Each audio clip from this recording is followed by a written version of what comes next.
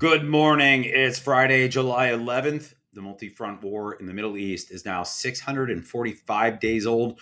I'm your host, Jonathan Schanzer. Welcome back yet again to the FDD Morning Brief. The Houthis are still in the news after the Iran-backed terror group attacked two ships in recent days in the Red Sea region. The group also fired a missile at Israel yesterday. In other words, the group is still a menace to the Middle East. Some say this should be Israel's problem to clean up. Israel says no. The U.S. should get back in there and finish off this radical group of goat herders, but perhaps do it with a wider coalition of Arabs and Europeans. I tend to agree, but getting the buy-in is not going to be easy. Let's see whether the new realities of the Middle East bring about new willing partners. Today's guest is Israeli-Iran expert Meir Javedanfar. He co-authored a biography of former Iranian President Mahmoud Ahmadinejad, also known in the United States as Ahmadinejad, and he has taught courses on Iranian politics for over a decade. We'll get his take on the 12-day war and the state of the regime in Iran in just a few minutes, so stick around for that conversation. Should be fascinating.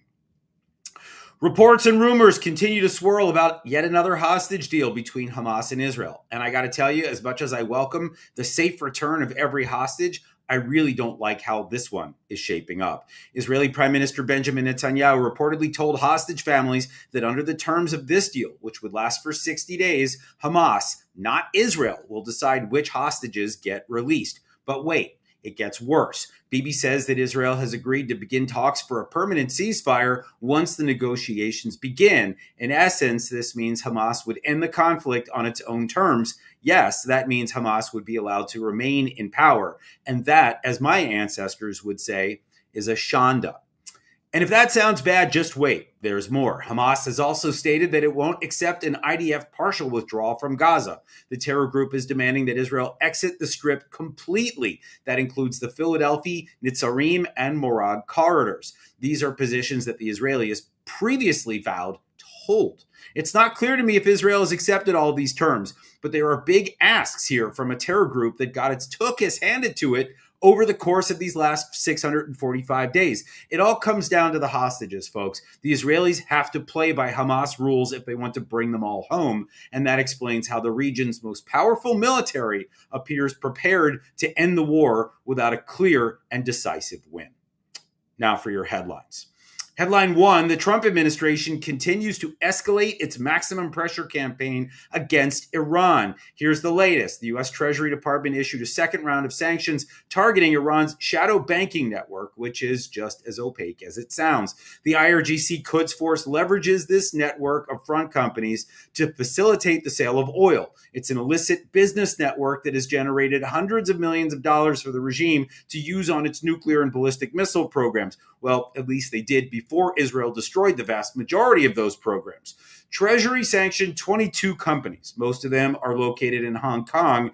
I would expect that from China. But get a load of this. A handful are in Turkey and the UAE, the United Arab Emirates. These guys are supposed to be allies. Iran has used these companies to access the international financial system and facilitate its illegal exports. It's good to see the Trump administration doing what it can to strangle the regime as it reels from its military defeat just a few weeks ago.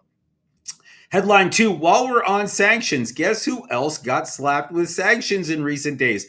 Francesca Albanese. She's the UN Special Rapporteur for the so-called occupied Palestinian territories and just a downright anti-Semite, if I do say so myself. On Wednesday, Secretary of State Marco Rubio said that the Trump administration imposed sanctions on Albanese for pushing the International Criminal Court to investigate, arrest, or prosecute American and Israeli citizens and businesses. Albanese is, well, she's a vicious clown. She's an utterly unserious person who has spent years spewing anti-Semitic hate, bashing the West, and supporting terrorists. Last week, Albanese accused 60 companies and organizations of helping Israel carry out a genocide. Her word, not mine, in Gaza. A third of those companies and organizations are based, wait for it, in the United States. Think Microsoft, Google, and Airbnb. Apparently, Albanese sent threatening letters to dozens of companies around the world and recommended that the ICC investigate and prosecute their executives. There's a lesson here, folks. Don't mess with the Donald when it comes to American businesses. Don't even try it. Oh, and for those interested, Check out my Twitter feed this morning. Al Jazeera and Hamas are defending Albanese on social media this morning. That should tell you just about all you need to know. Headline 3, Hamas tried to abduct an Israeli soldier. The incident occurred in Khan Yunis. According to the IDF, Hamas gunmen popped out of a tunnel, those tunnels, man, and they attacked a group of Israeli soldiers. During their attack, the terrorists attempted to kidnap a 25-year-old reservist, but unfortunately killed him as he fought back. Israeli forces subsequently thwarted Hamas's attempt to snatch his body. This kidnapping could have had real significance. It's sick stuff, actually. The terror group wanted to add another Israeli to their roster of hostages, dead or alive. That would amount to real leverage for the group during these ceasefire talks. There are already 50 hostages that are being negotiated over, and that would have been something that would have been let's say, a feather in their cap as the negotiations began. The death of this soldier was a tragedy, but the Israelis obviously see it as good news that his body was not taken to Gaza. His family can now lay him to rest and mourn him properly. All right, it's time for my interview with Meir Javedanfar. I've watched him on Israeli news channels. He's a lecturer at Reichman University, and he can go deep on Iran. So let's bring him onto the show right now to do exactly that. Welcome to the program, Meir Javedanfar. Thank you, Jonathan. Nice to be here. Great to see you. It's been a minute. First, let's talk about the supreme leader. This 80-something-year-old guy who spent a lot of time underground during that 12-day war has finally come out from his hole, and I guess he's seen his shadow, as we say. And he has some choice messages for the United States and Israel and the people of Iran.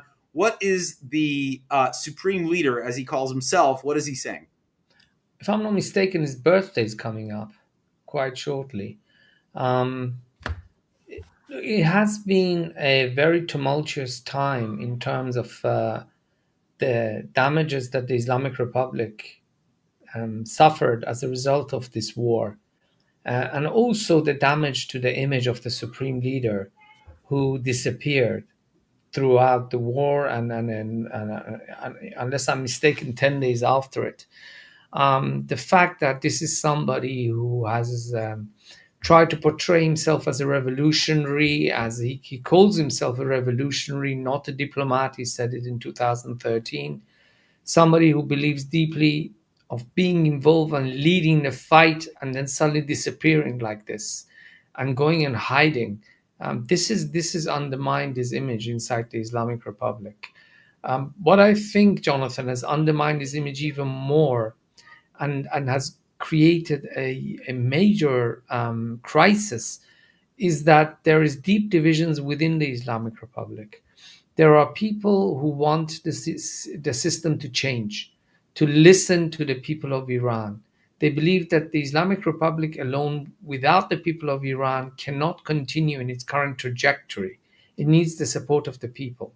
For that to happen, political prisoners need to be released. The IRGC has to let go of the economy. There was even a letter published in Iranian newspapers calling for this by experts. At the same time, there are those who want to continue with the same policies as June 12th, which is the same as the status quo, basically, to continue with whatever the Islamic Republic was doing before. And they feel very threatened because any change could lead to billions of dollars worth of lost business. But what I know for sure is that Ayatollah Khamenei faces very stark choices. And another factor is that he doesn't like to make decisions. He leaves it till the very last minute. And I think all of these are going to impact him. They're going to impact his image in Iran. They're going to impact the future of the Islamic Republic, and they could even impact the choice of his successor. Fascinating times. And so I guess the message really is not much of a message at all. This guy seems to have kind of shrank in size and in stature over the last several weeks. I guess we're almost coming up on a month now since that war began. That's a fascinating thing to watch. Another really interesting thing for me is, we've heard about a senior cleric in the regime issuing a fatwa against Donald Trump and Benjamin Netanyahu. This is an edict calling for their death. Explain the significance of this fatwa, if you would, and whether this is something that has any real world consequence, or is this just more bluster from the regime? I think it is bluster. This fatwa is part of this struggle within the Islamic Republic for the future of the Islamic Republic, which I said in my previous comments. There are people who want to make it as difficult as possible for the regime to change direction because they have a lot of money and a lot of positions to lose. But there are people in Iran who are very worried about how people within the regime, how are they going to handle the costs of the war, the reputational costs, and also the massive amount of money Iran needs just to survive. President Trump has piled on the sanctions, and also Iran has crises that need billions and billions of dollars immediately, such as the electricity shortage. There are power cuts in Tehran, sometimes 2 hours a day, sometimes a couple of days a week in other parts of Iran. So this struggle continues, and there are those in Iran who want to sabotage any change in the future direction of the Islamic Republic towards a more conciliatory approach towards the West. And one of those ways is this fatwa. Hmm. Okay. I think there are probably some who are saying, "Oh, well, that maybe that sets the stage for more war." But then there's Donald Trump, president of the United States, who says that Iran wants to actually talk. This is what he said in that press availability with Benjamin Netanyahu the other day, and they were both flanked by their advisors. And Trump, I think, mentioned it even more than once, and he seemed to imply that the regime may want to reach a ceasefire with the United States. I don't think he said Israel, but he did seem to indicate that the regime may want to talk with the U.S. But here's my question, and I've asked this to multiple folks on this show and in other places as well.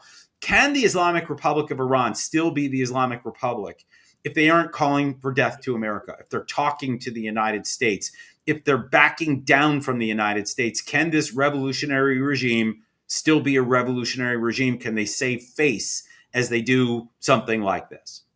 Oh, they can. There were many people against the JCPOA within the Iran nuclear deal of 2015, and Ayatollah Khamenei still did it. But the question is, Jonathan, he had to compensate them after the nuclear deal. How did he compensate them? By allowing them more influence in Iran's regional policies in Syria and elsewhere. He compensated them by making sure that the United States does not threaten their business interests, so that Western investments that don't threaten their business interests. How did he do that? By kidnapping dually, by basically making Iran uninvestable. So kidnapping dual citizens such as Siamak Namazi, by testing two missiles and writing on it in Hebrew that Israel should be wiped off the face of the earth. These are the last things you want if you want to attract Western investment. So Khamenei compensated them for the nuclear deal by allowing them to do this. That was in 2015, Jonathan. 2025, a war against Israel, which went very badly for the Iranian regime. It's going to be more difficult for the supreme leader to compensate them now.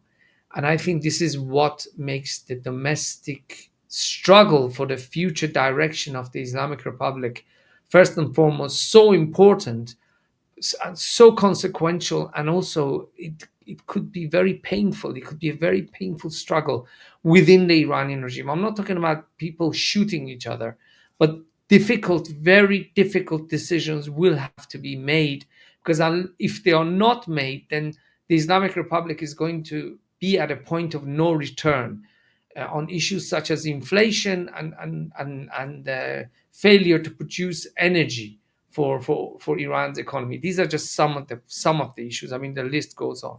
Yeah, and you can tell that the regime it was in bad shape before all of this. But I want to actually just tease out one thing that you just mentioned. Part of what happened after JCPOA is we saw an increase in the regime's support for what we now colloquially call the Ring of Fire, right? It meant that it was more money going to the Houthis and to the Shia militias in Iraq and Syria and to Hezbollah and to Hamas. This Ring of Fire looks like it's pretty weak right now. And I don't see the regime's ability to strengthen them with just more funds, right? I mean, just even getting the weapons and cash to these entities doesn't seem as feasible.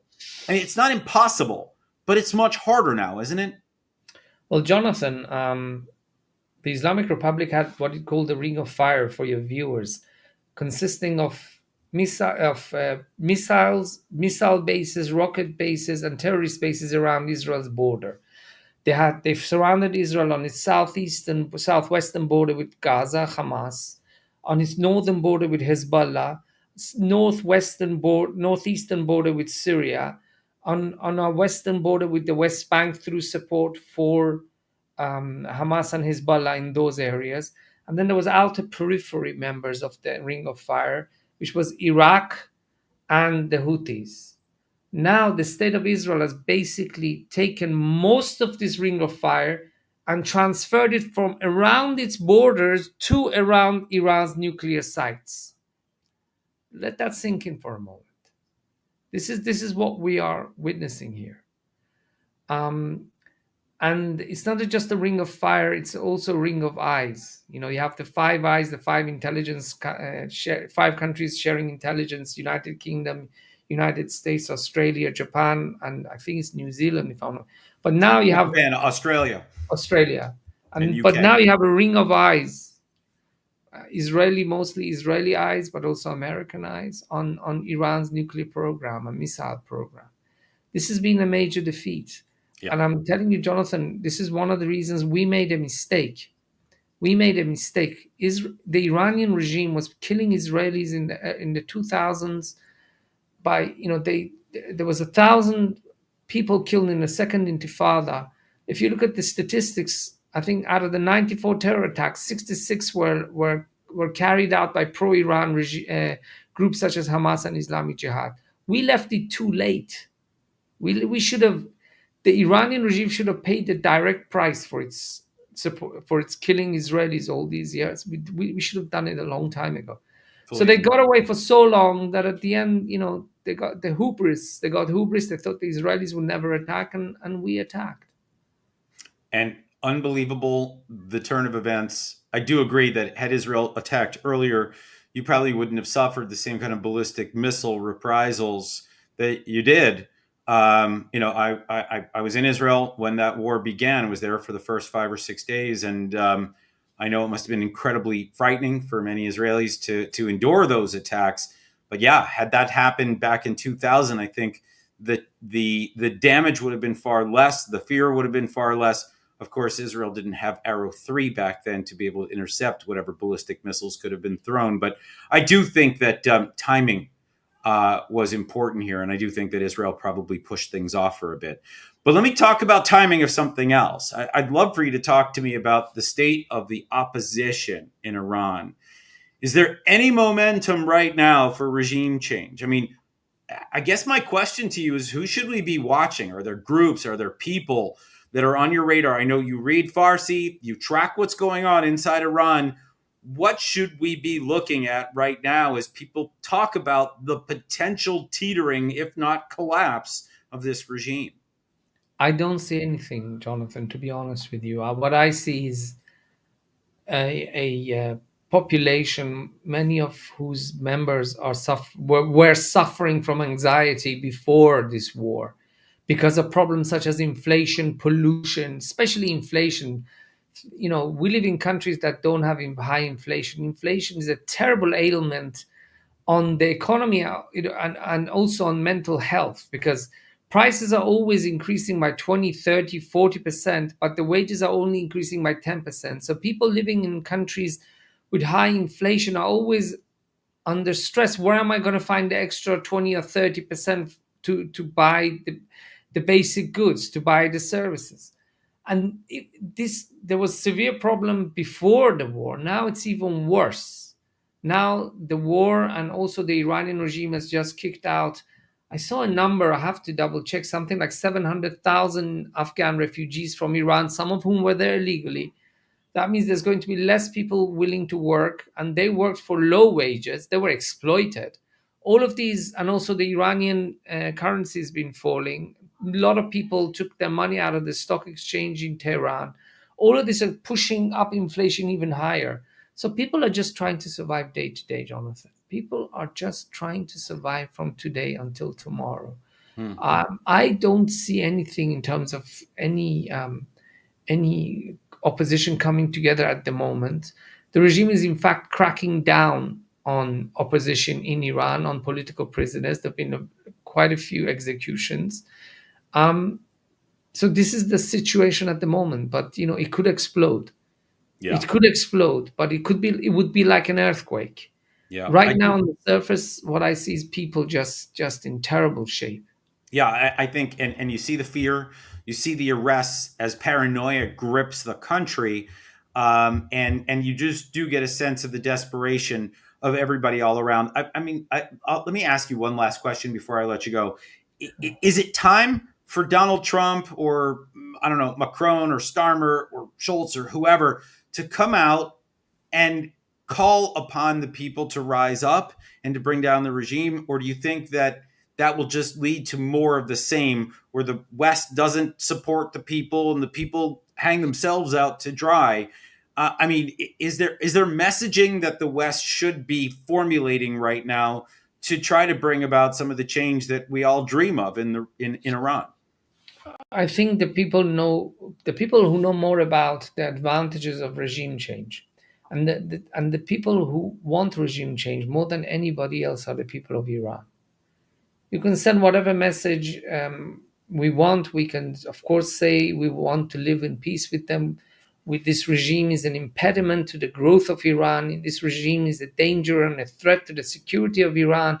This regime has enriched its pockets more than anything else. The whole uranium enrichment program is a guise on the wish for the regime to enrich its pockets through sanctions busting, which is true actually. A lot of people make a lot of money inside the regime through sanctions, and they want Iran to be isolated.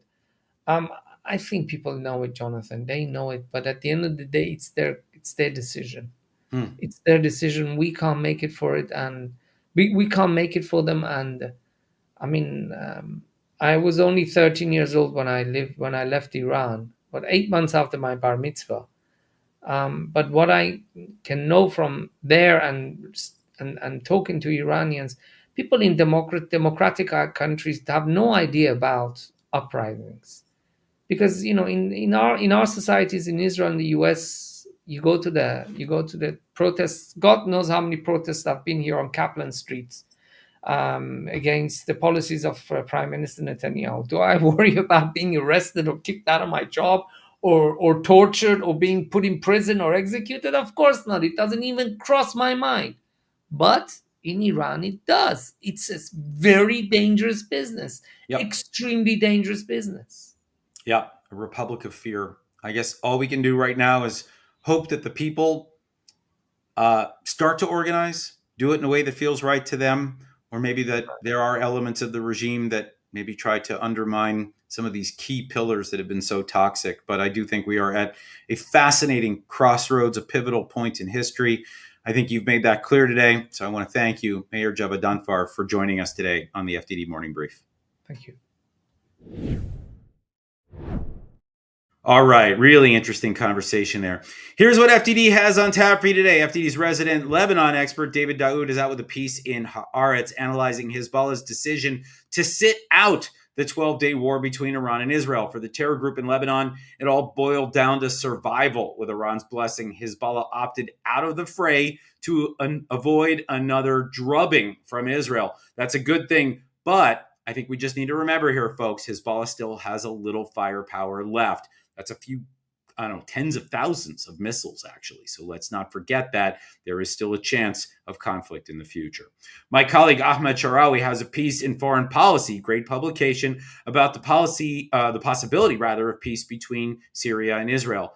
Ahmed throws a little bit of cold water on what we've been hearing lately. He cautions that an Israeli-Syria normalization agreement may not be necessarily that likely, that there could be too many hurdles that Syria's new leaders need to overcome, including the weakness of their own regime. Ahmed says talks between Israel and Syria should focus on what's viable, and he says that is just good old-fashioned security.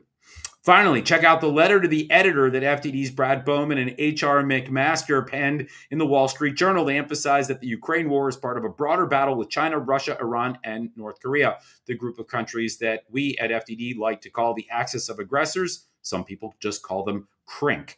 That's why Ukraine matters here, folks, that Russia is part of that axis of aggressors. And to battle all these bad actors, the United States needs to provide sustained security assistance for those countries under fire from the Axis, and that means supporting Ukraine. It means tougher sanctions on the Kremlin, and on it goes. As the legendary Elmer Fudd once said, that's all, folks. If you want more super smart things to read, check out our website, take a scroll through our social media, and please do consider making a tax-deductible donation at FDD. You can always do that at fdd.org/invest. Tune in Monday for another episode of the FDD Morning Brief. Until then, enjoy your weekend. I'm Jonathan Schanzer, signing off for FDD.